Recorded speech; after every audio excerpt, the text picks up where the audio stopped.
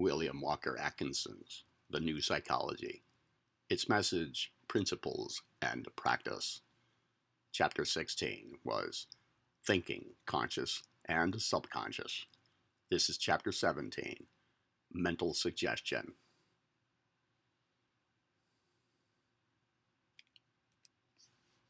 The word suggestion, in its common acceptation, means a hint, an intimation, etc.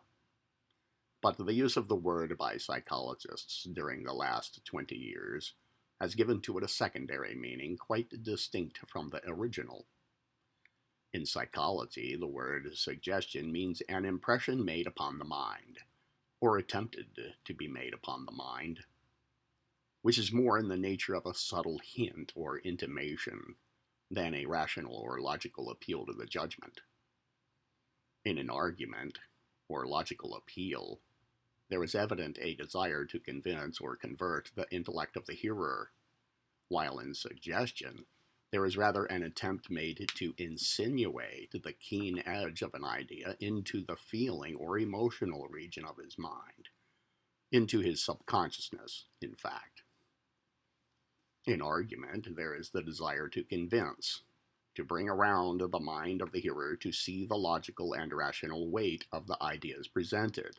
But in suggestion, there is simply the desire to arouse the feeling side, or else subtly to implant the idea into the subconscious mentality of the hearer without having it subjected to the test of experience or reason, so that when it afterward emerges into the field of consciousness, it may be thought to be the original thought, idea, or feeling of the thinker himself. This form of suggestion is generally known as mental suggestion, in order to distinguish it from the ordinary suggestion, although there is but the difference of degree between the two. We are constantly accepting suggestions from our environment, the degree and character of the same depending materially upon the degree of employment of the judgment and will of the individual.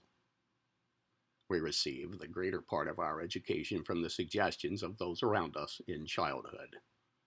Suggestion, in this sense, is quite proper, and has its place in our mental life. It is only when we open ourselves to suggestion from outside, without interposing our judgment or individuality, that we suffer ourselves to be unduly influenced. For extreme suggestibility is undoubtedly a surrender of the individuality. The less individuality the person manifests, the greater is his degree of receptivity to suggestions. The man deficient in individuality lets others do his thinking for him, and accepts the dicta of others as proven truth, and allows the impression to be formed in his subconsciousness, whence it emerges as his own thought. Very few people think for themselves. They allow others to formulate ideas for them, and to express them in catchphrases, etc., which the negative person appropriates and repeats, thinking that he is uttering the results of his own thought. There are several forms, general forms of suggestion, a glance at which will enable you better to appreciate the importance of mental suggestion in everyday life. There are 4 general phases or classes of mental suggestion, as follows. 1. Suggestion of authority. 2. Suggestion of imitation. 3. Suggestion of association. And 4. Suggestion of repetition. Suggestion of authority is the impression made upon the minds of persons by others speaking with real or assumed authority, which gives to their utterances weight out of proportion to their rational value. When one whose authority is accepted speaks with firmness and an air of conviction, he will have many people to accept his words and ideas at their face value, without subjecting them to the test of their judgment. So important is the effect produced by the appearance of authority that unscrupulous persons have managed to impose on many good people simply by an impudent assumption and air of authority, without the real basis for their claims, and the people have accepted their statement and claims without question.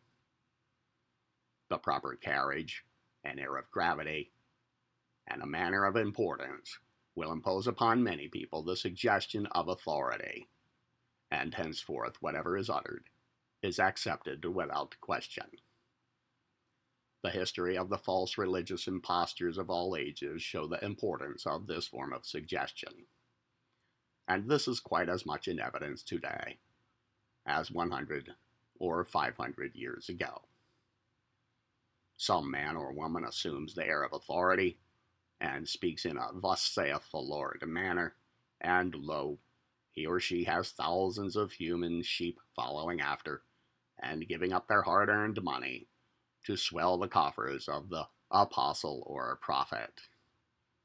So true is this, that many persons undoubtedly insane have assumed the authoritative air and had their thousands of sincere followers. Suggestible people seldom ask, "What does my reason and judgment inform me regarding this thing?" Instead, they ask, "What does Mr. So-and-so or Mrs. This and that say about it?" They are constantly seeking the voice of authority, instead of using and developing their own thinking machines. They discourage individuality rather than encourage it. Individualistic persons do not hesitate to avail themselves of the knowledge of other persons who have had experience along the desired lines, but they always use their judgment in deciding whether these other persons really do know, and never accept the mere appearance and manner of authority for the real thing. They are like the man from Missouri. In the current slang phrase, they say, "You'll have to show me." And when they receive the opinions of others, they carefully weigh and test them. The world is full of confidence men in all walks of life, who impose upon their fellows by reason of this suggestion of authority, apply the test of individuality and reason, and their power departs. In realizing the I, one assumes a positive mental attitude toward others, which in itself is an air of authority, which neutralizes the pinchback imitations. The second form of mental suggestion is the suggestion of imitation. Animals and human beings are imitative creatures, and a large proportion of their thoughts, ideas, and actions are caused by the example of others. We hear people all around us saying that such and such a thing is so, and we take it for granted without testing it with our judgment and reason. It is the authority of the crowd, often based on no truer foundation than the authority of some individual. We follow our leaders by imitation as well as by authority. Let some old sheep jump over a low fence, and the whole flock follows, and keeps on jumping even though the rails of the fence be removed. The authority and the power of fashion is derived through this phase of suggestion. We want to do as the rest are doing, although we can give no rational excuse for so doing. Let a man stand on a crowded sidewalk and stare up at a skyscraper, and immediately hundreds are doing the same thing, and a large crowd gathers until the police disperse them. Let someone in a streetcar begin to shiver, and in a few moments everyone is complaining how chilly the car is, and beginning to turn up his coat collar. And so it goes. Human sheep we are to a great extent. It is only when we begin to assert our individuality that we are disposed to act upon our own judgment instead of that of the crowd. Crowds are very suggestible, and often do things that the separate persons composing them would not think of doing. The history of mobs and crowd hysteria gives us ample proof of this. Do your own thinking, judging, and deciding, according to the best that is in you, and after considering the best that is outside of you. But do not become a human shape. The third phase or class of mental suggestion is the suggestion of association. This form of suggestion operates by reason of the association of certain outward appearances with certain inward characteristics or facts. We are used to seeing a preacher act in a certain manner. Let some impostor come along who has the facial characteristics and dress of the preacher, and we act toward him as if he were the real article. We confuse the appearances with the reality. Excuse me. In this way, we allow the outward appearances, manner, and words of people to suggest to us certain facts or ideas which may be entirely absent. We mistake the shadow for the substance, the symbol for the reality. The secret of the actor and orator lies largely in the employment of this phase of suggestion. They use the words and tones connected with certain emotions and feelings, and thus induce or reproduce the appropriate feelings in our minds. Our subconsciousness becomes the keyboard of a mental piano upon which the deft fingers of the speaker may play any tune he chooses, if we allow him to do so. Similarly, scenes and objects connected with certain feelings and emotions tend to arouse in us the original feelings associated with them. Black clothing of a certain kind is associated with funerals, orange blossoms with weddings, excuse me again, certain styles of architecture with certain things.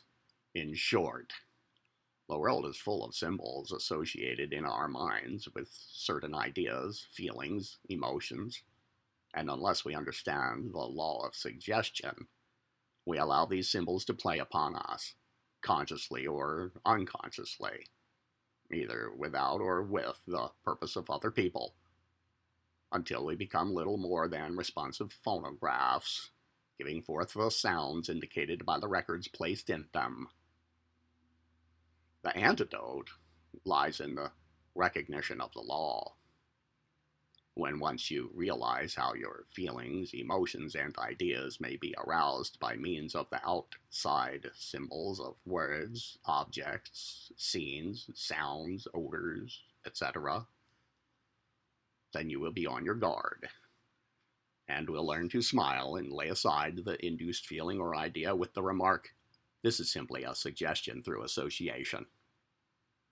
But on the contrary, one may surround himself with the associations calculated to bring out the best in him, and to avoid those calculated to bring out the undesirable qualities. The law works in both ways, remember. The associations connected with a library and a bar room induce totally opposite feelings and ideas, as you know. This is the keynote. The fourth phase or class of mental suggestion is the suggestion of repetition. This depends upon the well-known psychological fact that suggestion gains force through repetition. Hear a thing often enough, and you grow to accept it as truth. Tell a lie often enough, and you get to believe it yourself. The subconsciousness receives all accepted impressions, and each repetition tends to make the impression deeper and clearer. The great advertisers of the country depend upon this law of suggestion through repetition for fastening their statements in your mind. You see a positive statement or direct command of some advertiser repeated over and over again in every paper, periodical, or magazine, as well as on the train signs and the billboards, and before long it is fastened in your mind. The phrase, "Jollyman's soap is the best soap," if repeated constantly day in and day out in every possible way, would convince a large percentage of the people that it is the best soap. They would not stop to argue the question. Here would be the effect of an authoritative, direct, and positive suggestion constantly repeated until accepted. In this short space, we cannot begin to do more than call your attention to the general principles of mental suggestion and to put you on your guard regarding it. Remember always that the best of us are more or less affected by mental suggestions along all of the lines mentioned above. The thing to do is, first, to develop our individuality until we realize what real thoughts and feelings are like, then to master them along the lines of the new psychology, then to distinguish outside suggestions and accept only those conducive to our best interests, rejecting the others, and finally, to turn the law to our own advantage, and to surround ourselves, so far as possible, with the best suggestive influences, avoiding the other kind so far as is possible. In this way, we take advantage of the law instead of allowing it to use us. The well-poised individual who realizes the I is not apt to be influenced by many suggestions that easily induce feelings and ideas in persons who lack this realization. The consciousness of the I renders one positive to outside influence of a negative nature. To explain just why would involve us in a long explanation that would carry us across the line of philosophy. Enough to know that it is so, and that you may prove the fact yourself, if you will, but try. The proof of the pudding is in the eating, and an ounce of proven fact is worth more than a pound of statement.